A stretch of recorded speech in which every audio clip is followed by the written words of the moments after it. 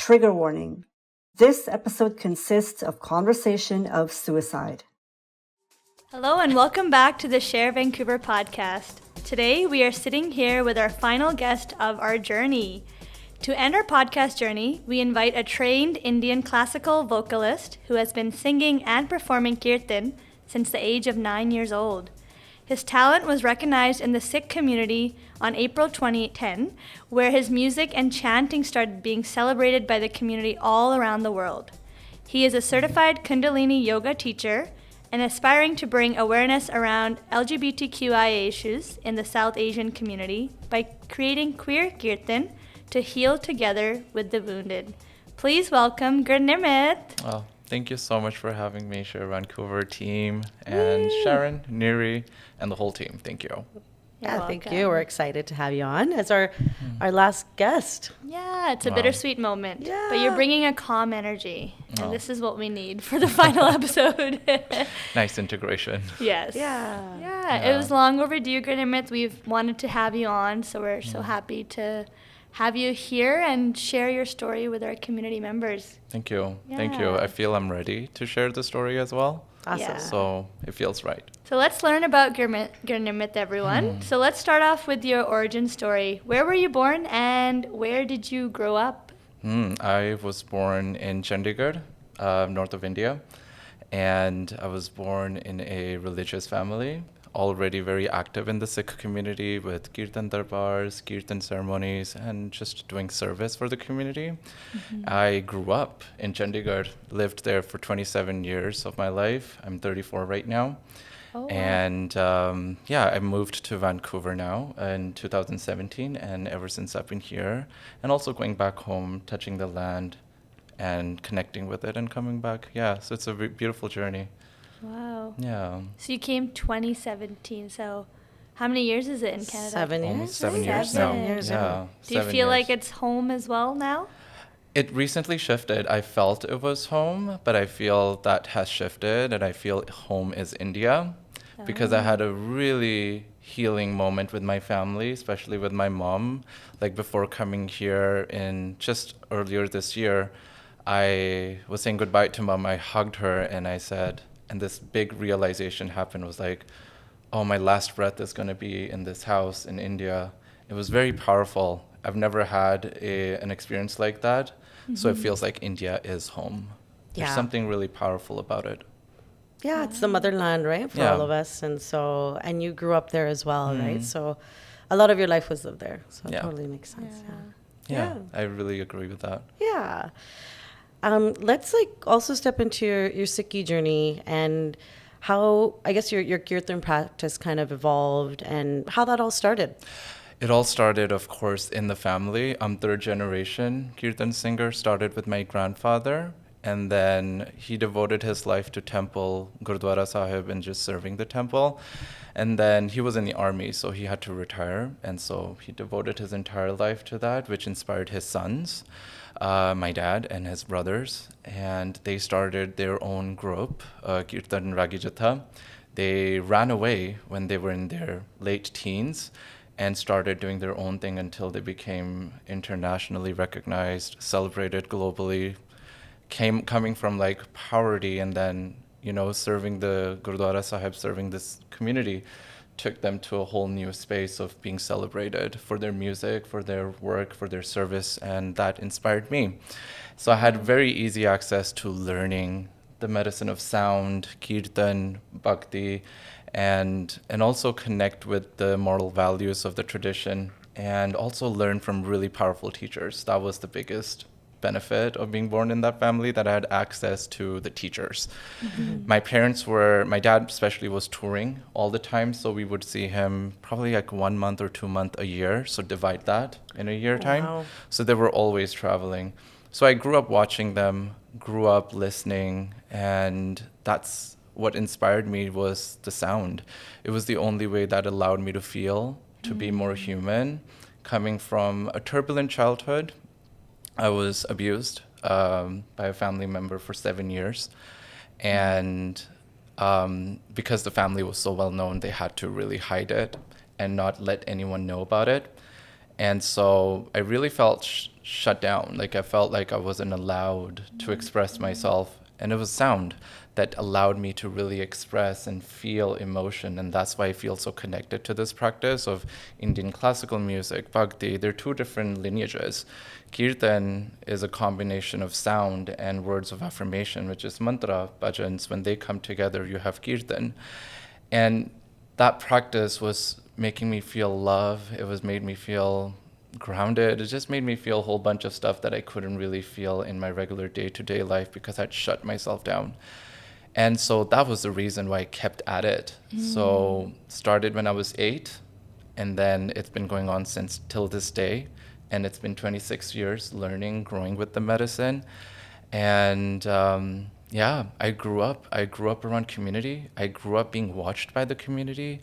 Like, being born in that famous family was fun, but also like your teachers knew you, everyone knew you in the city. So it was always really difficult managing and balancing that there was no space to express myself or make mistakes. To express, you need to make mistakes.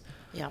So that was another experience. And then the good part was that I got to learn so much, and that was my medicine. And it's been going on since then. I got to work with the master teacher, Pandit Yashpalji from the Agra Gharana. And oh my God, 72 years old when I first started working with him. And he humbled me. And I'd worked with like 6 other teachers before him. And then I had a trial class with him. I sit down and he's like, yeah, start singing, whoever you are. And I start singing. He's like, stop. And he's like, you don't know the S word. You don't know. Yeah. Shit. Oh. And so that was like, oh, okay. And that was the time I just realized he is my teacher. This was when you were younger or starting off? When I was 13, 14. Oh, wow. Yeah. And so I'd worked with other teachers before him, but I was searching for this one person who could actually help me grow more, understand this practice more, what it is. Yeah. Not someone from the Sikh religion, but someone who's out of the tradition and culture who can give me a new perspective, who can help me grow more. And he was the right person. Yeah. Sometimes you need that, is that somebody that's gone through that experience and then also stepped away, but also has grown in different ways, like you're saying, a different perspective. So that's awesome. That's someone who was with the medicine for 70 years of his life, more than 70 years of his life. Wow. To learn from someone like that, that's an honor. It's a privilege. You know, you can learn one yoga teacher training 300 hours, 400 hours, and you want to be a teacher, you want to be a healer, therapist, babe, that's a lifelong journey. And you need so much experience in order to understand someone's trauma, someone's feelings, and help them navigate through that. Like, I wish when I was young, yes, I had access to all these teachers, but I really wish I had someone who could help me understand my emotions. What was I feeling at that point? Why was I hiding from the world? What was I hiding from myself? And I knew that I was queer. I knew I was gay at that point, and I was really young, but there was no space to feel safe, to express or have a conversation about it, to even talk about sex. It's such a taboo of a topic. And then when they think of gay people or queer LGBTQ, the first thing that comes to them is sex. But it's not about sex. It's about love. It's about community. It's about diversity. And that's the beautiful part of it. I love being gay. Holy shit. I absolutely love it. I can understand, as we should. I can understand like a heteronormative perspective of a male and a female. I'm like dancing in both realms at the same time. Being queer is, like we say, like it's our strength, not our struggle. And I think it's taken us a while to get there as well, but we feel that as well. It's more like a strength. But I want to go back to your Kirtan. You were saying, I've never heard anyone say Kirtan as a medicine. Like, I know Niri chatted with you earlier before this, but I also did go to Khalsa school. I was very heavily involved in the Kirtan, where I would like do Asa Divar, Kirtan and floats. And at that time, I felt like it was very healing, and I love going to the gurdwaras, hearing. I mean, I don't know what they're saying when they're singing, but it just sounds so beautiful. So I think you have such an experience where like you get to share that with a larger community now. And I'm curious, with the Kirtan that you're singing now, is it Sikh scriptures, or is Kirtan like also, like you said, mantras? Mantras, yeah. So what I've done is combined Vedic tradition practices, yoga meditation practices, mantras, and some of the Sikh Shabads and Gurbani mantra that I incorporate all of them together. If you ask me what religion do I go by, I honestly do not practice the Sikh religion anymore. I'm more spiritual. Do you want to call me Hindu? I don't think I fit in there as well.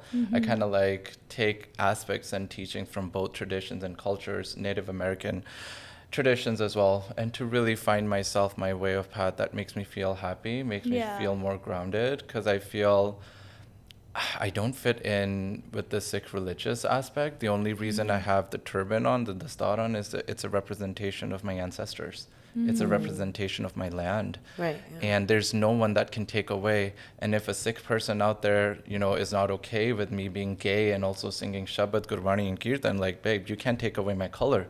You can take off my turban, but you can't take my color away from me. You can't take my roots away from me. So I get bullied. I get a lot of cyberbullying. It's like, you can't be singing Kirtan and be gay. I'm like, girl, watch me. Yeah. I also love that. Oh, sorry. I wanted to just also touch on, I know you said that you had, at a younger age in your life, you had gotten abused, and your family, I think it happens more than less within the community, and in general with the whole of the world's population, yes.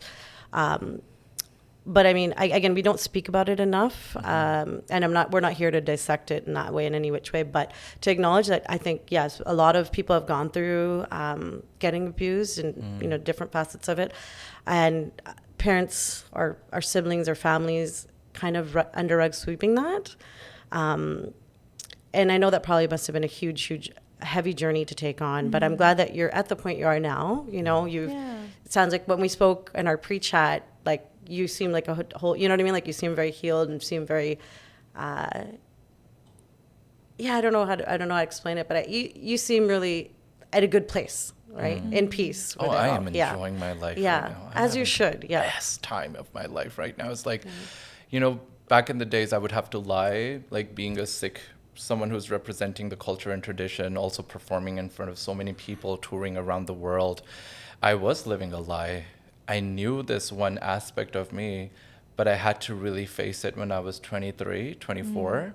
Turning 24, that's when I actually was like, I guess I am gay now. I can't run away from it all this time. And that was that point where I actually accepted it. But it was very difficult because still performing in front of so many people, but not representing my truth and my authenticity was always the biggest challenge. It was really difficult because I could see my dad was homophobic, like he would make homophobic slurs, and I would just listen to him and just really shut down at that point.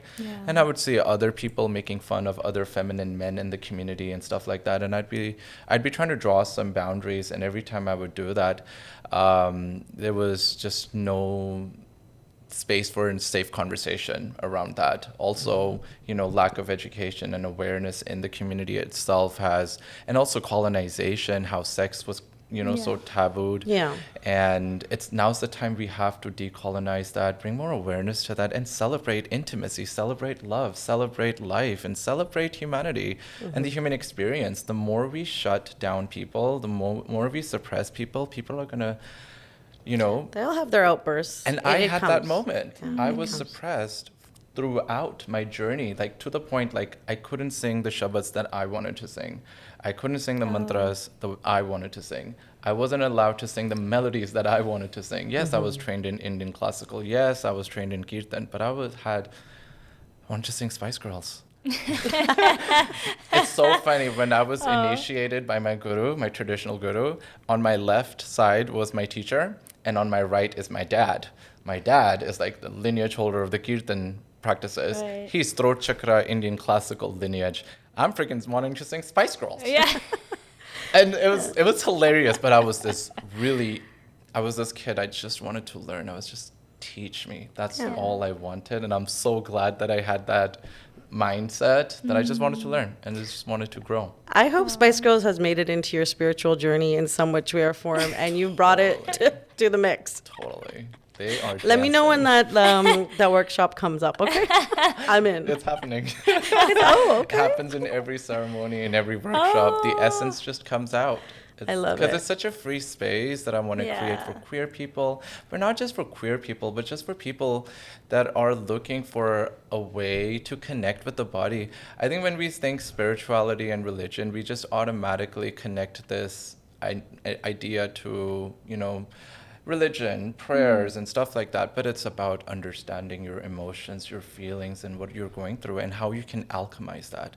If I'm feeling sad, I have the power to alchemize that, make it something more potent, making something more inspirational, something that will give me purpose. If I'm feeling low, if I'm feeling sad in the morning, what can I do that's going to make my body happy, make my mind happy? That was the reason I was so called to this practice. That's something I didn't get at the Gurdwara. That's not something that I got, from people. And I'm not blaming them because they didn't know how to handle me. They didn't know what medicine I needed. There's so many people on this planet. Every human being will connect with a different modality. Like even Guru Nanak Dev Ji says in Japji Sahib, there's so many paths. Choose the path that allows you to connect with your body, mind, and soul and gives you a greater purpose. For someone, it can be Kirtan. For someone, it can be Sikhi, Hinduism, Christianity, Native American practices, or yoga, Vedic traditions, whatever it is. If it touches your heart and makes you smile and happy even for 1 second, celebrate that. Yeah, and yours also had to do with Spice Girls, so I love it. Right? Yeah. Right? So, Yeah, no, that's beautiful. yeah. When did you, so you said you were touring around, like, maybe tell us some of the countries you went around, but, Yeah. and like, how was that journey? I know you said it was tough in a way because you didn't get to do what you wanted to, Yeah. but are there any experiences, like any stories you can share from that touring of like 8 years of Yeah. going around the world and doing Kirtan? Oh my gosh, 100%. I have so many stories. It all started in 2009. The reason why it blew up was, of course, I was privileged. I came from a family that was so well known. And Napo you have a kid. beautiful voice. Thank you. Yeah. Thank you. Oh, thank you. And so it all started with that. And the reason why it really touched people was the ability to translate the Shabad Gurbani in English. That's why people started coming into the container, into the practices. And they were the younger generation as well. They could understand. They could relate. I wasn't like kattar Sikh. Like I was very like gentle the whole time. I was very lenient. No judgment at all, freedom. And I think people who resonated with that energy always showed up. Yeah. And I got to connect with a lot of beautiful people. I got to connect with so many inspiring people. I got to connect with youth that was struggling with their identities. Like they had shame around, if they wanted to cut their hair or didn't want to practice the religious ceremonies and rituals. There was so much shame. And I guess all I could do at that point was just give them an ear and listen to them and not give them any judgment and be like, you're allowed to feel what you're feeling at that point. But the irony was I was suffering the same thing as they were. So I got to go to the UK a lot, Scotland, France, Germany, Wow. Russia. This I is got- with your dad and This the is other with my two. dad and my Okay. Sathi, like as a Ragi group. Yeah. Got to go to New Zealand, Australia, Kenya, Malaysia, Singapore, Wow. America. Like it was so wild. To all the gurdwaras? Gurdwaras Yeah. and Kirtan Darbars and festivals, like big events. I got Wow. interviewed by so many channels, Sikh channels, Akal channel, and then where people would ask me about my story and journey. And yeah, it was a very beautiful, wild journey. It was started like a day would be like Glasgow, Manchester, Birmingham, Leicester, London in one day. Wow. Starting at 4 a.m. with Asa Devar, going into Yeah. other Kirtan Darbars, morning ceremonies, rituals. It would be like, one evening in San Francisco, flying to Houston, Texas for a morning gig, flying back to San Francisco, doing a gig there, then going to Sacramento, then going to Yuba City in all one day. Like Oh, 40 wow. hours, like not even 40, but like 30, 35 hours. Wow. So you've done obviously trekking around the world. Yeah. And high in demand. High in Yeah, demand. it was I was a thing. I was a thing. It was funny how skyrocketed. Like I was at that same stage, just like my parents were, in 1 year time. Wow. And I was doing so many charitable events, supporting the community, because that's how I grew up. And, my parents were running a school in our home when I was young. And 600 people came in and out every day In your to home? learn in our home. In our home had like 4 floors. 3 floors were given to the school, the ground floor. So we had no privacy. It was music and sound throughout. And I was this little kid. And that school was my playground. And I could just invest all of my time and just watch these magical people and the beauty in their faces and the joy in their faces. And then the people would come. My mom said, how we get triggered in life and we start blaming our parents, like, you weren't there for us, da-da-da-da-da. Yeah. Coming to this point, I really appreciate all that they've done for me, not knowing. But my mom shared a really powerful story recently. She said, like, I'm so grateful for my resilience at that point. It was difficult holding space for so many years for that school in our home because we had no privacy. And it was running in her house. And for a woman, her house is her root, is her safe zone. Yeah. But she never had that for that while. So she said, I would always complain, like, why aren't other members of the family coming and supporting, there's Java, like there's no end to Java in our brown families, right? So she was like, I kept serving, but I always had this resentment. But that resentment would just really be pacified whenever I saw you learning. And you were learning. And that was my biggest investment. I'm so glad that I held myself at that point, watching you just learn. And I'm like, wow, Mama, thank you so much for sharing, because that makes me love you more, respect you even more, because I never knew about that. I never thought that, I'm so protective of my home. I'm really picky who comes into my home. Yeah. But here is this one woman who's like opening her house for the community Yeah. and knowing that it's going to support. And so I'm so grateful to the right people that were in my life at the same time. Yeah, that's a huge seva that you guys all did collectively too. And it was free. Yeah. Teachers would come from Patiala universities, Chandigarh University to teach. And so many students, grew and took that medicine. Yeah.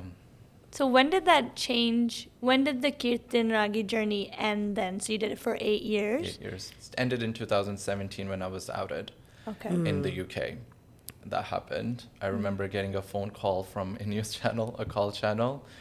And they were like, Gurnimit, there are all these pictures, there are all these articles, what's going on? They're saying you're gay, and everything seems legit. And at that point, I was in complete shock. And I was in a cafe at that time, and then my dad called immediately. And then my dad was there in the UK at that same time, and it was difficult. And he's like, I'm going to come and pick you up. And I went in complete shock. My body was complete shock. I can feel that right now. Yeah. It's all stiff right now. Even just talking about it. I started just walking. And I remember I was just about to get on the really busy street with fast traffic. And then all of a sudden someone pulls me back and was like, hey, you okay? And I looked over, it was someone I knew. And she's like, what's wrong? And I just bursted in tears at that point. And so my dad came, and then we talked about it at that time, but it was so difficult because we were getting so many phone calls, so many death threats, people were after. I had a whole tour booked up, everything got canceled last minute, and with all the hate coming through, and then a call channel said that I need to go on TV and apologize. And at that point, that's what felt right.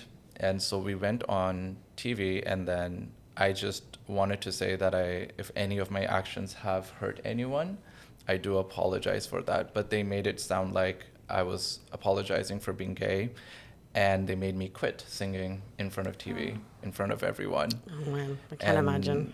I said I will never sing again, and I will never sing Kirtan again. And it was very difficult. I had to fly to India the next day. I wasn't safe there. And it was so interesting how it all happened, because I was such a dark space, like living that life of duality and living lie, I became self-destructive. I became self-destructive, and I was going through a really difficult relationship at that point as well. And we both just didn't know how to navigate each other. Like, I was living in hiding, and he was this Eastern European person who just didn't know how to navigate my energy of chaos. They were trying their best, but they were also navigating through their own trauma at that point, which was really difficult for them. And that abandonment and avoidance from them made me want to go on a dating app and put myself out there. And that's when things, and I did it kind of like I knew it was gonna happen. So it was kind of like a self-destructive moment. Later, they made me put out a whole bunch of, stories to kind of like pacify, and I went along with it because I didn't know better. I was suicidal at that point. And I tried killing myself 2 times, and I just didn't know what to do. And my parents didn't know what to do with me at that point. I was in the hospital. It was just blur, a pure blur. My dad wanted to restart my journey, wanted me to he thought like maybe, doing this would help me again. So someone from Mumbai reached out and wanted to go to Hemkund Sahib and was like, would you like to go? And my dad asked me, and I said, you're going to put me up there again? Yeah. Do you? I don't really care. Put me wherever you want. I don't really care. I went for it, but I had such a healing moment when I did the Ishnan and I went in the temple. It was just like tears rolled down finally. I hadn't cried all this time because I was in pure shock. I was just crying, and I just had that realization. It's like, okay, this is happening. This is my new life right now. I lost my money. I lost my home. I lost my recognition. I lost my respect. Family is coming in. Some of the aunties are like, I've come here to pay my condolences, and saying that in front of me. It's like, girl, am I dead? Yeah. Am I dead? Lord, Are you trying to say I'll be dead? I'm alive. I am not dead. I'm alive, as alive can be. And so my dad was like, okay, let's try more. So he booked me in Canada, and we got booked in Canada, did a few gigs. Everything got canceled in Toronto, Montreal, Edmonton, Winnipeg, everything, literally. So drove all the way here. And I'd applied for a teacher training in India, Rishikesh. Yeah. So I had full plans to go back to India and start learning. But there were some family friends here, and my dad, they convinced me and said, maybe try living here and see things happen for you. And there is a community here in Vancouver. I was like, no, I'm going to go back. So my dad really pushed me into it. So I was like, okay. Within 1 week, I got a permit, started living here, started working here, had a car. Oh, here. Yeah, Oh, in yeah, Surrey. Vancouver now, yeah. Yeah, Surrey, 2017. Yeah. Yeah. Wow. And so I flew back to India, did my teacher training, and came back. And then 2017, 18, 19, 20, 21, until 22, I was just doing teacher trainings and learning lots and lots of therapy, lots of workshop on embodiment, tantra, to really understand the masculine, the feminine, what the aspects are, what my emotional health is, what my triggers are, working through all of that. And also, trying to navigate life here. Like, I'd been to Canada many times before, so I had an idea what life is here. And so those 7 years, I was just in training, learning, growing. Then I met someone really beautiful, and I'd planned to move to Kingston, Ontario. But at that point, you remember that story. And then I was like, yeah, I'm gonna uproot everything, give my resignation to this job, But I put out this course called Bhakti Kirtan, which is somatic work, understanding and using sound to heal trauma and move trauma in your body. And so I released that on a small Instagram post.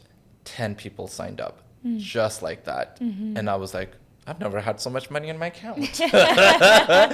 And then that job was like really taking so much of my energy. So literally it was nothing. Like, it was just putting me in survival mode. Just reminding me I'm not good enough. I'm not worth it. Reminding me that I'm not going to make it.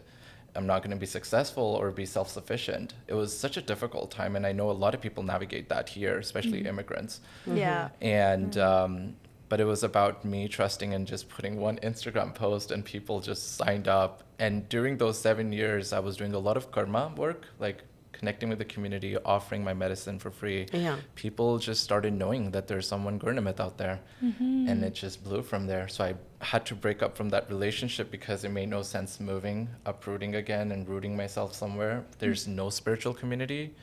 So did that, finished working with those clients, bought my ticket to India, did the Hemkund Yatra again, and then I got invited to teach as a teacher trainer for my teachers. I got to teach there. That's when I got booked for Mexico, Peru, International Yoga Festival in India.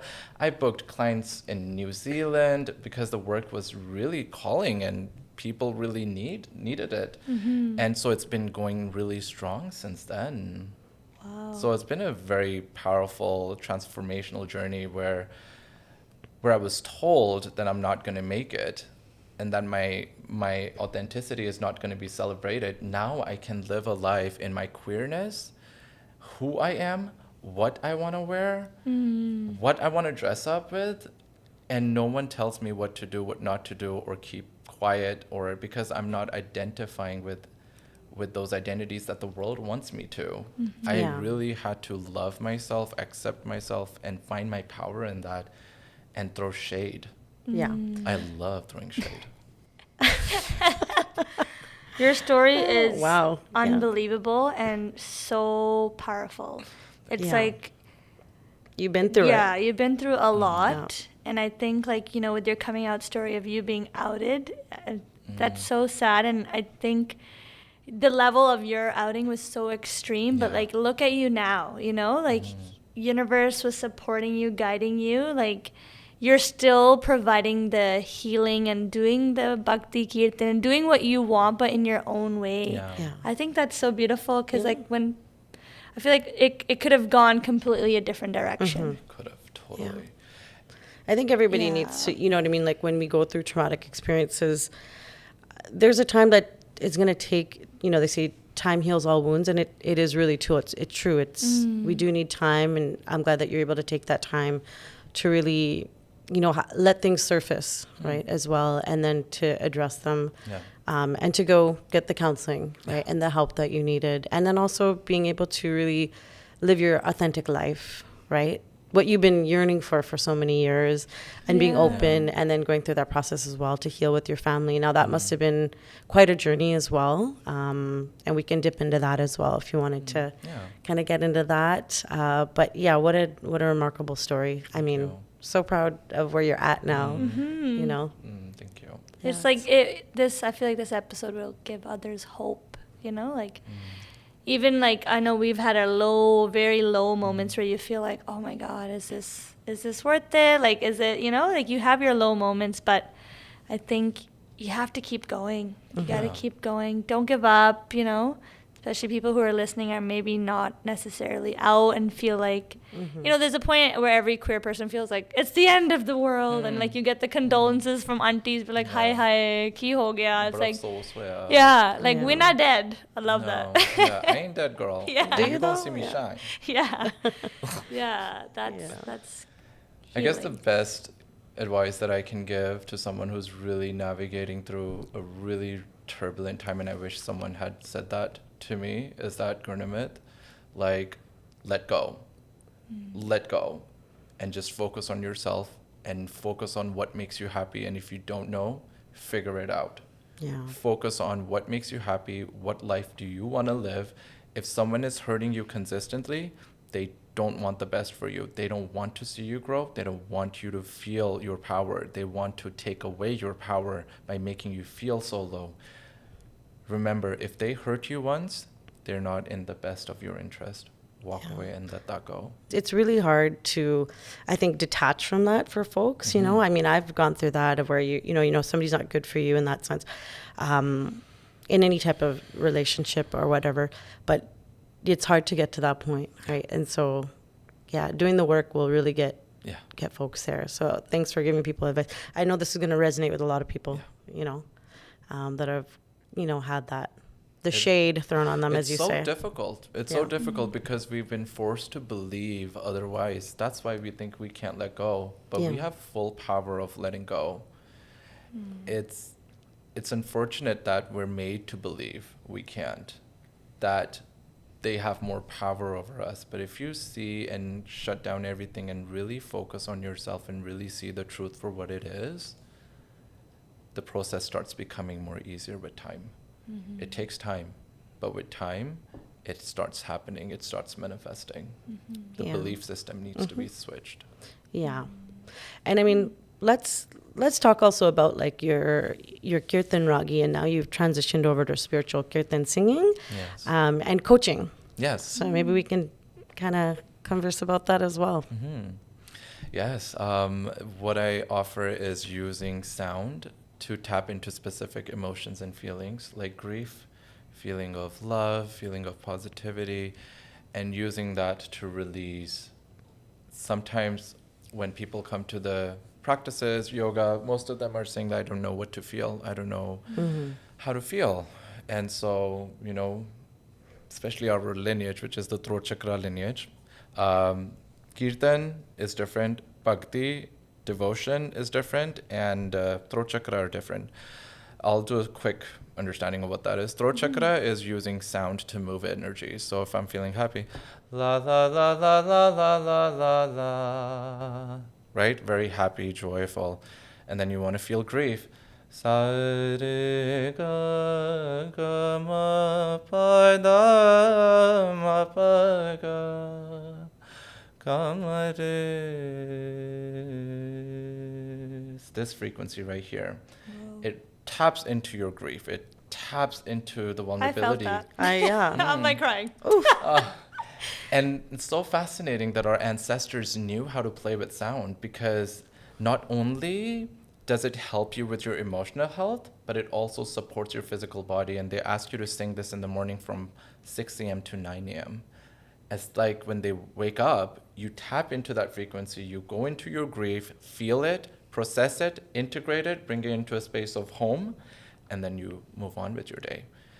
That is throat chakra, using sound to release specific emotions, whatever that is. Then you have Bhakti, Shabad, Gurbani, Mantra, which is using words to move energy. Right, yeah. Words to, alchemize. Incantations, spells, mantra, shabads, bhajans, songs, poems, stories, all of that fall in devotion, Bhakti. Kirtan is a combination of throat chakra and mantra devotion. You get Kirtan. That's why it's so powerful. To hit one note, you have to forget about everything you're thinking, so you can completely align with that frequency. And what's so even powerful is that not only are you just vocal toning, but you're tuning your entire body. If you're around angry people, your frequency is going to be of anger. If you're around insecure people, your frequency is going to be around insecurity. How can we tune our body, our mind into a frequency of neutrality, which is the Sa, which is the root chakra, which is your root, your money, your home, your relationships, your family. So when you just do a simple practice of humming, especially with the lip lock, you're literally tuning your every part of your body. And what's so fascinating is that the simple lock of humming, it's a combination of your breath and vibration, which kind of is created right here in your vocal cord, throat chakra area. But what's so fascinating, to make one sound, you're using your belly, the muscles in your belly, the small muscles that support your diaphragm, and your diaphragm is supporting your lungs. Now that activates the voice. The vibration gets stuck here, and the breath, because the lips are sealed, starts coming out through the nose. So this vibration starts vibrating your entire skull, goes down into your heart, goes down into the womb, goes down into your pelvic floor. That's how powerful the sound is. And you know how we do massages to unlock different aspects of our being so we feel more lighter and more spacious in our body? Imagine we're creating that vibration within to create space in our body.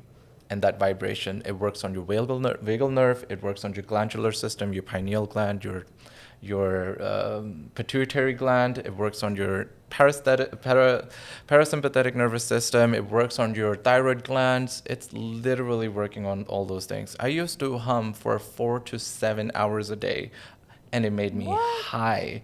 That's how my journey started. I had to sit down and do the practice, and luckily it made me happy. It made me feel, So it definitely was my medicine. So what I help people with is like isolating vibration within your body. So with the yogic neck lock, which is a Jalandhar Band, all you do is tuck your chin in, create a lock and tightness here, and then you hum, you will realize that the vibration will start going down. You can take the vibration up to your sinuses and release that as well. You can apply pressure, tapping, mudras, and yogic postures and humming into that, and then using sound to release feelings, emotions, and then come into a space of clarity. Yeah, I love that you said like music is medicine, and I actually had that in my notes when we were chatting, our pre-chat, and that really resonated for me as well. And like you're saying, like, you know, feeling the grief, it's you have your mantra, you have your kirtan about that. You know, I like to dabble in singing in my shower a lot. You got a good voice, girl. And yeah, so I definitely, I hear you when you say, like, when you're feeling a certain way, like, I won't sound the best, you know, but when I'm feeling a certain way, yes, the voice that comes out of my body is, or my mouth, I should say, is very different. It's very different. So It's so somatic. It's such a somatic work. The way we talk, the way we communicate is expressing everything to the ecosystem around you. And no one likes to do business with someone who's insecure or not safe. No one likes to connect with someone who's not in that space of groundedness. You know, we can hold space for them, but it's about training yourself to really understand where that sound is coming from, and knowing that you can, once you're doing the work, it's so easy to shift energies. It's so easy to shift perspective, even in the most triggering space. You know, time does heal, but the body remembers. Yeah. One of my friend, you know, they went through a big change, born here, and then they changed everything and moved to an Asian country, created their own life, came back here, and had a really difficult time. Because the body remembered. It was just hiding in the body, and now it needs to be done. And they're very powerful. They know their work, and they're doing the work now. But for someone like, you know, if you put me back in England, my body is going to be so triggered. But I need that full circle moment, which I'm going to do probably really soon, go there and heal that part of me, because it needs to surface. You gotta face it, right? Like, you have to be in those spaces. Yeah. I think what's really cool, like, I'd like to dabble into meditation and yoga and stuff, but I never heard about the humming aspect. So that comes with the throat chakra. Yeah. Indian classical throat chakra. Wow, I never knew that was a big practice in itself, and how much healing can happen with humming. That's really... It's like so many practice. Humming is one of them. Then you have that, and then you have the sitali, and then you have different neck positions to really work on with. And so what I'm doing is I'm teaching it as a Kriya Yoga. Kriya Yoga is basically, Kriya is one set that has multiple practices in there. It can take 60 minutes, 45 minutes, whatever. And so they've already been prescribed by ancestors who created them. And then Kriya's work is something that you can create for yourself as well, as long as you have years and years of practice. So what I've done is, after working with so many people and understanding what practice works for them, how do I get them to that point of feeling clear and clean in their body? And especially with queer folks, because there's so much happening within them. And so what happens is that I created these kriyas now, and I teach those kriyas, and anyone can do them. You don't need to be like a musician or a really experienced vocalist or anything. Those kriyas are now being taught, you know, and they've been doing so good. People are loving them. People are feeling so grounded and centered by them. What I'm hearing now people say is like, oh my God, Gurnimit, I feel exhausted. We didn't even move, but I feel so exhausted. Well, that's because your body has started feeling safe. And now it's asking you to rest. And then again, from our trauma's lens, we see as that like, oh my gosh, I'm tired, something's gonna happen. But no, your body is saying, babe, you can relax now, you can rest now. So where are these workshops, and like how many people are coming to a class, you would say? Oh my gosh. Let's say a listener is like, oh, okay, I want to try this. I'm convinced, humming or throat chakra or bhakti. Yeah. Like, where are your workshops, and like how can someone like me and Niri and everyone here come? Yeah, I've started doing regular classes now in East Vancouver. There's a studio called AO Studio. It's an art studio space, so I rent that space, and that's where I teach mostly Tuesdays. And I keep posting the schedules. If I'm traveling, then we don't do the classes. But I'm mentoring 2 other students of mine who will be continue to teaching these classes, and they're people of color and queer folks too. Amazing. So Nice. getting this modality, and my intention is to take this modality into every yoga studio and to teach it as a healing modality, as a yoga class, because it's so doable, it's so easy, and at the same time super effective. And so if anyone wants to, explore this work, you can follow my Instagram. Right now I'm posting everything on Instagram. And I'm working on a portal where people can sign up there and stuff like that. My full moon ceremonies are doing really well. You get at least 45 people, 50 people, that's the capacity of the room. Wow. Selling out. And then you get, for the classes, it's 25 people, 20 people. There's always new faces coming in out of curiosity. What is this? Because there's no one doing this work, and people intuitively do this work, but there's so much science behind the work from our lineage, from our ancestors that have done the work, and I'm so glad that I get to be the one teaching this authentically. So I feel really happy. Aww. And I remember we had hosted together like a QueerKirtan event. Are you still offering those? Yes. Well, right now I'm just offering like Kirtan ceremonies, which are open to everyone, people of all genders and identities and backgrounds, like creating that safe space for folks. And what I'm loving is our brown people are showing up. And I have trauma with brown people. I'm scared of brown people. I'm scared of going in front of but the thought comes like, what if they know my past? Oh my God, they're gonna ask all these questions. Right. But I think I'm at that point where I'm like, nah. And so a lot of the brown folks have started coming up, and a lot of strong, powerful, spiritual leaders of brown people have started coming. We're doing tantra work, we're doing breath work, our therapists, and also doing spiritual healing modalities, which is absolutely amazing. That is. So I'm really loving that our brown people are really showing up and also decolonizing a lot. Yeah. Bringing awareness to, how we say chakra. I have to keep calling myself as chakra. And it's like bringing more authenticity to our practice and understanding. And I feel like our brown people are ready. And also it's been just 80 years since India has got their own independence, 80 plus years. We're still really young. We're still learning so much from our ancestors.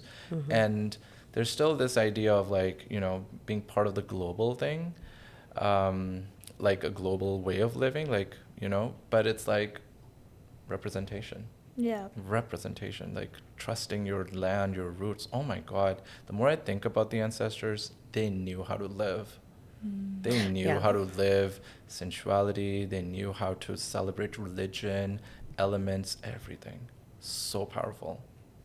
I want us to tap into, I know we had asked if you can guide us through maybe a short meditation if you're ready. I feel like we're there. We're in the zone. I'm in the zone. Sharon's in the zone. You've been in the zone. I've been in the zone. You've been in the zone.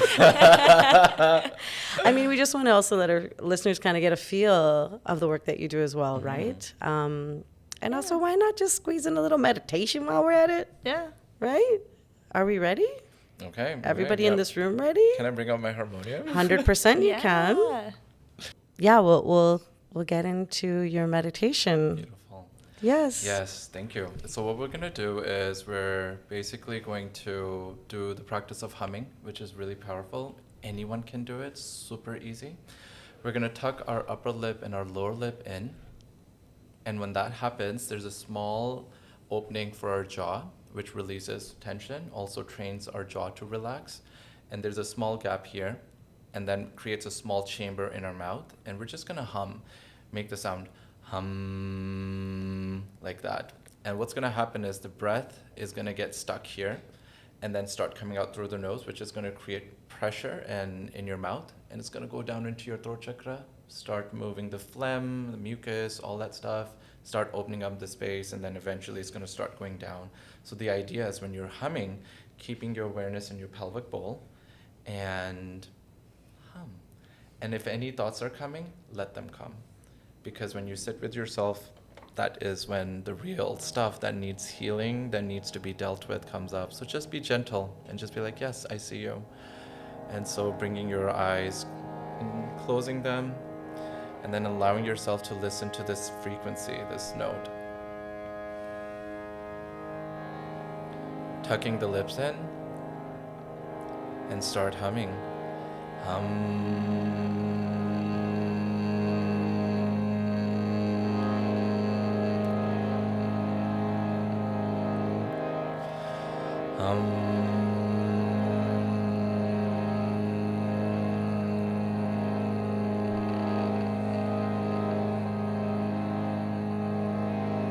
Keep humming. Awareness in your pelvic bowl.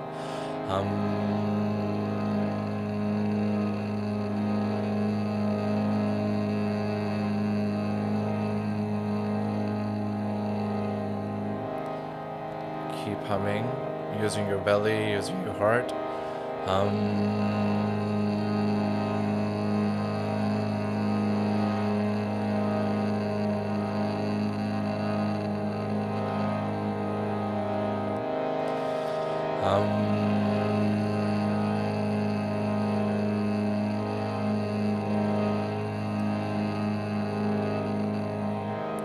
Make sure your breath is stable and consistent. If there's vibration happening or up and down kind of thing happening with the voice, make sure you stabilize it and make one clean frequency.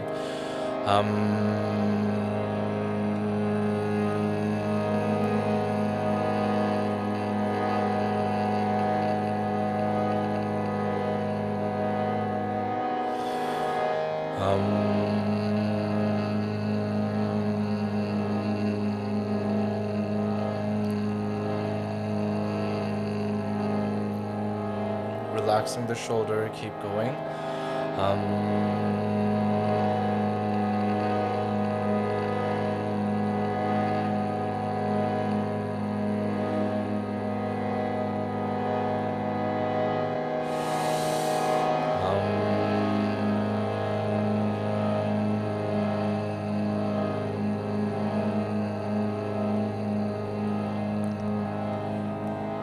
One last time.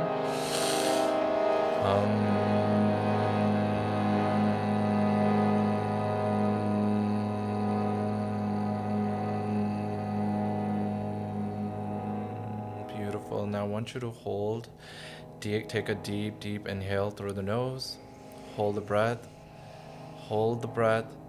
and exhale completely. Through the nose, deep inhale one more time. I want you to hold the breath and squeeze your entire body. Squeeze the hands, the feet, the whole spine. Tighten your entire lungs. Tighten your face, squeeze the face. Squeeze every part of you and powerfully exhale. Let's do that one more time, one last time. Deep inhale. Hold the breath. Squeeze every part of you. Squeeze, squeeze, squeeze. It's almost you're letting go of every negative thought. All that doesn't serve you. Put your anger in there. Any deep emotion that you can put, just squeeze it all out. Squeeze, squeeze, squeeze, and exhale. And just check in how you felt before and how are you feeling now as I sing this mantra called Mere Ram. Mere means mine. Ram means the creator. That one supreme energy that's everywhere permeating, vibrating. Your breath is Rama. The sun is Rama. The water is Rama. It's the essence of the creator and you are the body instrument. Allow yourself to listen to the sound and see what it makes you feel, where it takes you.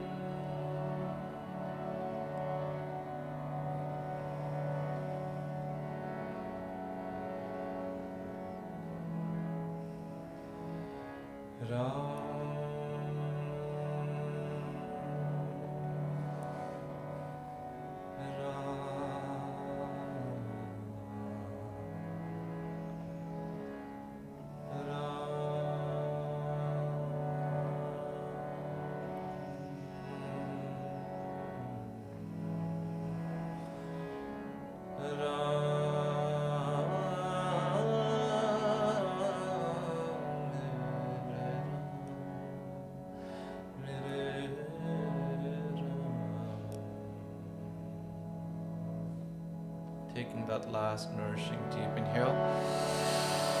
Hold the breath and squeeze every part of you. Squeeze tight, squeeze, squeeze, squeeze, especially your spine, making sure you're squeezing your whole spine. Squeeze it tight, squeeze. And exhale. And just make a small prayer in your heart, wherever that prayer takes you.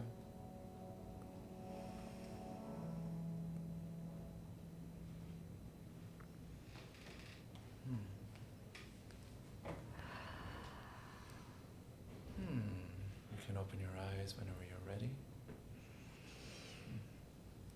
Hello. Hi, wow. You took us on a journey. Me and Niri were definitely tearing up. I looked at you, don't deny it. I can't. I cry in a lot of episodes. Let's be real. That was, I don't Cry, know. baby. How are you guys feeling after that? Yeah. We all felt that. That was so powerful. Yeah. My body was like, yeah, definitely like, whew. Oh, thank you, You Sharon. have a voice of an angel. Oh, thank you. Thank you. Yes. I'm starting to accept it. For real. I could 'Cause it's listen to you all day. No. But Do you now- have a CD? Like, who has There's CDs? singles actually Oh. on Spotify, and Niri is actually one of the singles that I released with okay. my producer. I love it. That's absolutely. amazing. And there's also Sitaram, which is really beautiful. I definitely invite you to listen to that one as well. Wow. I So know we what I'll just be type your listening name to. in? Yeah, just Yeah. type my name in, Gurnimit Singh, and you'll find it. Yeah. Wow. Yeah. Damn. Oh, I feel so relaxed. We need a minute to bring it back. Yeah. So that's how I felt throughout my childhood. But I didn't know how to articulate it or do something with it. You know, it was just a practice to me. But now it has more holistic meaning to it. Yeah. And I guess the more I harness that, I can share that more. for You're going to people. heal so many people's lives, really, with them listening to your voice and doing the training classes that you offer. I'm sure you're making such an impact on Thank people you. who have come to your classes. It's happening, especially Yeah. with brown folks. You know what really is interesting? A lot of brown women have started working with me. And for most of them, what comes when it comes to the voice is sexual abuse and being suppressed to express their femininity and not feeling safe to do that. One practitioner was like, oh my God, Gurnimit, I'm humming, but it feels like my mom is shouting in my ear telling me to shut up, that I'm too loud. But I'm like, no, babe, be loud. This is your natural voice. This is your voice. Let it out. Build a connection with that voice. And it's so interesting is that even we speak, so many times we speak from shame. Yeah. And if we're speaking from shame, the person who's in front of us is going to feel it. And if they're a predator, they will prey on you. And if you're coming from a place of security, boundaries, discernment, the person will read it and not violate your boundary. I come from sexual abuse. I don't even have to say anything. My physical presence can easily invite a predator to prey on me. I don't even have to talk. That's the thing of trauma. That's the thing with energy, is that people around us can feel it.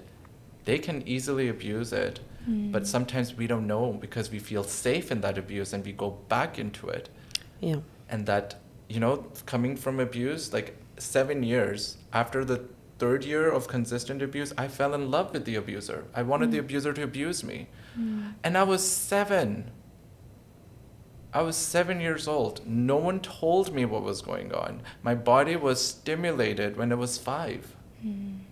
My body had no understanding of what it means. So it's so important to have education around that topic. and Yeah. what your body is, what your energy is, and what energy do you give to people, and how is it that creates space for them to abuse you. And it all starts with awareness. Yeah. Yeah. Simple awareness, and then the practice of being discerning, being like, back off. Sorry, you're not allowed here. Yeah. And no means no. Yeah. No means no. I'm happy to share that we do I teach kindergarten, and we do teach that now in our curriculum. There's a whole section on like body parts, no means no. Yeah, telling them like your body is your body, and like even for them to understand, like even family members, if it doesn't feel right, you should say no. Yeah. And yeah, it's a conversation that is happening in schools now. Obviously not when we grew up, but it is happening now. Thank you so much for doing that work. Yeah, I think it's important. I think I used to shy away from it, I won't lie, as an educator, because in kindergarten you're like afraid to teach them the words like penis, vagina, because they're gonna go home and I have to deal with that. But I recognize I've heard too many stories, and I'm like, this is important, guys. Like, Yeah, this is hugely important work. this is important. Parents have been like, thank you for teaching that. I wanted to, but I didn't know how. And I was like, yeah. Oh, bless your heart. Because in our community, I feel like, We I can only don't speak about it. Yeah, we right? don't speak And about it. We've been also growing up too, right? No, we never, our parents, I mean, at least my parents, we didn't talk about that. Yeah. Growing up, what's right, what's wrong, you know what I mean? So that's really important work that teachers, Sharon, you're doing. And even you speaking about sexual abuse, that this is important work. This is why we do what we do here. So thank you both, really, and I mean, you're saying that students are teaching this. I always add a bit of humor into everything, but my niece, I'm always like, get your butt over here. She's like, don't say that. That's a bad word. And I'm like, you're right. Don't let anybody do that. I know my boundary. I'll stop. Yeah. But she's 3 years old, right? So that's, yeah. And I'm glad that they know that, right? Yeah, I'm glad that they so know important. all the proper words, Yeah. right? Yeah. We are wrapping up here, but I think one last question we'd love to know is your parents' journey. How have they been supporting you now today to where you are, and have they accepted your healing that you're offering now? And Well, that's a very, very important question, especially part of my healing journey of finding grounding for myself. So it took me 7 years, 6.5 years to work on myself and to come into my own power and self-acceptance, which was starting to be noticed by my mom, my dad. And they were still really afraid. They still thought that I was going to kill myself. So they went really quiet. They wouldn't touch on that topic. They wouldn't talk about it. We hadn't openly spoken about me being gay. I had told my mom and my sister in 2015 when I was 25. And they thought it was a phase. But my mom educated herself into a therapist. So kudos to her, girl. She is on point. Yeah. And she did her research, and then she started navigating. My dad didn't know until the outing. So my dad was really quiet about it. At that point, he just wanted me to be safe. He just wanted me alive. We lost my younger brother when he was 6. I was 7. They've lost one son. They couldn't afford to lose the second one. And so it was all about me working on myself first. And so, when I broke up with them, I quit my job, flew to India, straight away went to Hemkund Sahib. The first thing that happened on that journey was to forgive the abuser who abused me for 7 years. That happened, which I never thought would happen. And I came back home with my mom. How it happened was like, Mama was like, Mundia, like, you have so much stuff here. Can you please get rid of them? And this is expensive stuff. And I'm moving this and I'm putting them away. And I started crying. And my mom was like, why are you crying? And I'm like, Mom, I actually see the truth why I bought such expensive stuff. Now it has no meaning to me. But now I see what it meant. I was hiding the scars and the wounds of the abuse. And I was trying to create that identity that protected me.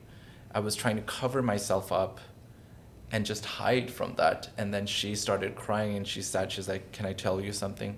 I knew what was happening to you. And I tried to protect you, but I couldn't protect you because my mouth was shut down as well. But I'm like, thank you so much for sharing that, Mom, because I really needed to know that. I really needed to hear that. but I don't want you to carry that burden on your shoulders that you couldn't protect your son for so many years. And I want us to grow together. I want us to move on together and love each other. She's like, "Main kave kara? How do I forgive myself?" I'm like, let's sit down together. We sat down together, face to face, jonkara, knee to knee, hand to hand. Her hand is on my heart and my hand is on her heart, and we're breathing together. We're breathing together. So I straight away went into my somatic work, brought out my smudges and my drum, my whole witchy stuff. And we're sitting there breathing together, and we're both crying. And I was like, "Mom, I want you to say, I forgive you." And I said, "I forgive you." We forgave each other, and we sat with that. We started doing gratitude practice. And I said, "Mom, I want you to say, I forgive myself." She took 2 hours sitting there to finally say that I forgive myself. And it was so powerful because I was like, "Mom, I want to know you as a woman. I want to grow old with you. I don't want to live in that past and that narrative because I've done my work, and I want to heal with you. I can't grow in life and I can't be successful without your blessings and without your support. I want you to see me perform. I want you to go where I go. Let's do that together." And we had such a powerful healing moment that I actually saw her as a woman who wanted to protect her child, and she did, to the best of her ability. And I got to love her as a son, and I could be a son. Before, I couldn't even sit with her and talk to her. It was so difficult. Then my dad came in the scene. He came to one of my ceremonies in Chandigarh for a full moon. And it was a yoga studio. I was very beautiful, lit, everything. It was a full house, and my dad came. And we came back home, and I asked, like, "Dad, how was your experience?" He's like, "Well, whatever you did, you can't do that in a gurdwara." And I'm like, "I know." The gurdwara folks are not gonna like it. They don't like that. Yeah. So, and then I'm like, "But what did you feel?" He said, "I don't know why I kept thinking of my dad." I'm like, "Dad, what were you thinking about your dad?" He said, "I wasn't there for him. I wish I was there for him. I wish I could support him." And I'm like, "Dad, as a completely third person, I saw you. You were supporting your dad all the time. Whenever Grandpa was sick, you took me, Mom, my sister, and you. We will all go to his house and bring him home and take care of him. And he would just be like, I'm out." He would loved his own space. He was an independent army man, former army man. He wanted to do his own thing. He wanted to live his own life. He devoted his entire younghood, nourishing 8 kids. A single dad nourishing 8 kids. And then he wanted to live his own life. And so his independence was really important, which translated in my dad's mind as abandonment.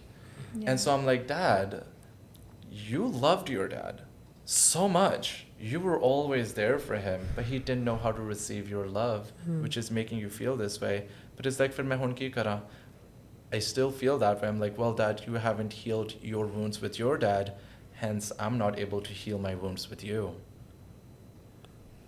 And his eyes were like wide open. I'm like, "Yeah, Dad, you can't see the love I need from you. You can't see the support that I need from you. And the moment I say it, you think of a different form of love, which is not love for me. But this is what makes me feel loved. This is what makes me feel happy and joyful. You listening to me, you watching me. In Canada, when we were driving all the way to Vancouver from East Coast, you shouted at me. You said I've ruined everything." And I went in complete shock, and I was like this on the co-driver's seat, and there's drool falling down from my mouth for a good 5 minutes, and I couldn't move my body. You didn't even notice. You didn't even see me. But here I am. I want to love you, and I want to grow old with you, and I want to celebrate you. Can we do that together? And he was like, "Yeah." And we got to heal that part.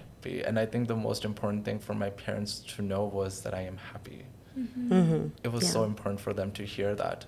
Yeah, it sounds like all your experiences for healing with your family had to go through, like with your experience, like it was your healing process, right? But you got to do it kind of in your own way, which is nice, right? With your mom and you guys connecting. Yeah. So rare. Yeah. I feel like all families need to have these moments. Yeah. Well, in my ceremonies, I do that actually. I get the families together, get privately booked, where parents or sisters sitting together face to face, breathing, saying that you hurt me that day, but I'm willing to forgive you. breathing together, doing somatic practices, that there can be containers to bring peace. And like I did that with my maternal family, my mom and all of her sisters, face to face, breathing together, chanting together, processing and asking deep questions, to a point my mom said to her elder sister, I still remember you pushed me down the ditch, but I can forgive you. And I'm like, they were young kids. Wow. And to see what the beautiful experience after that was, the joy that surfaced after talking about releasing all that was in the heart, the joy that came after. I saw them as little girls, giggling, which you don't see your parents acting like, roasting each other. Oh my God, definitely every Brown family needs this. Oh my God. I'm like, let's not fight about property. Let's just bring it together.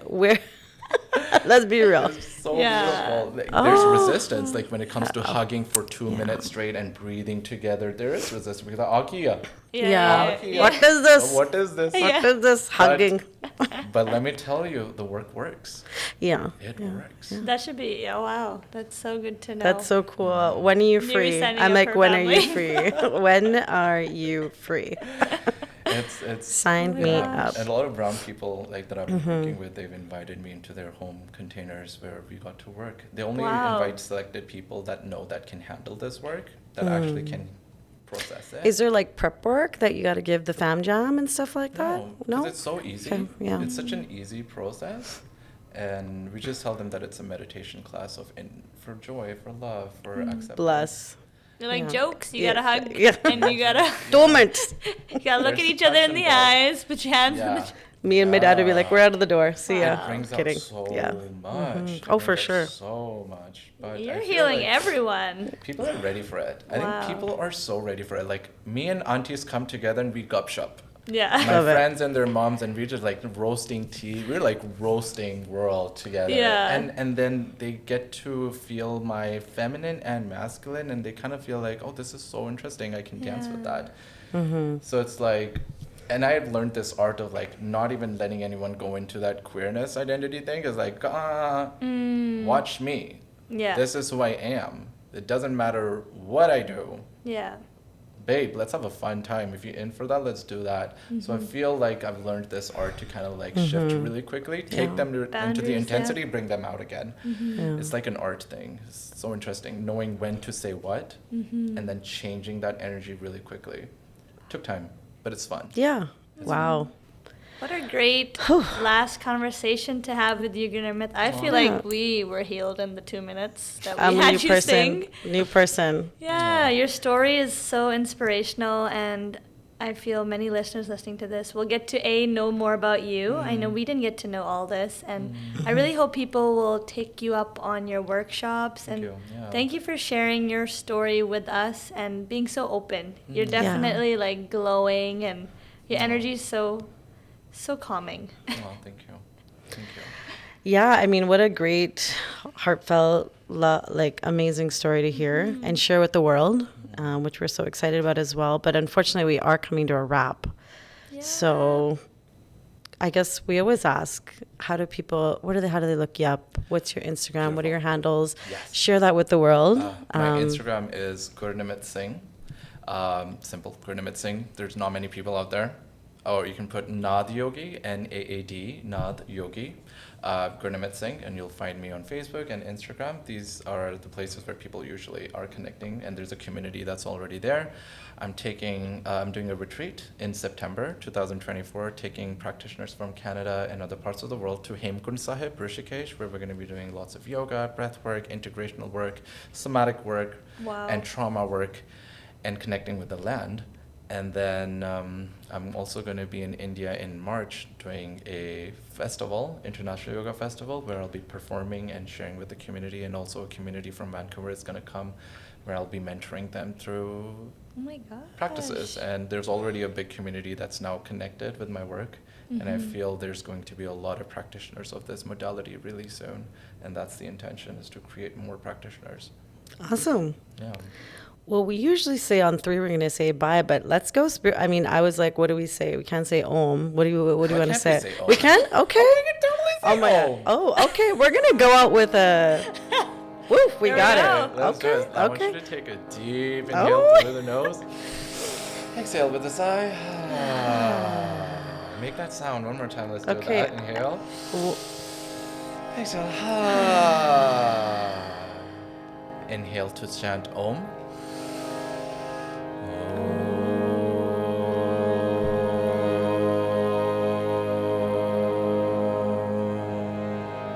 Inhale.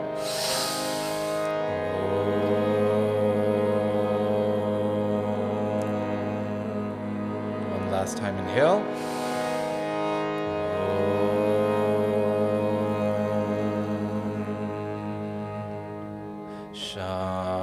Shanti. Shanti. Shanti.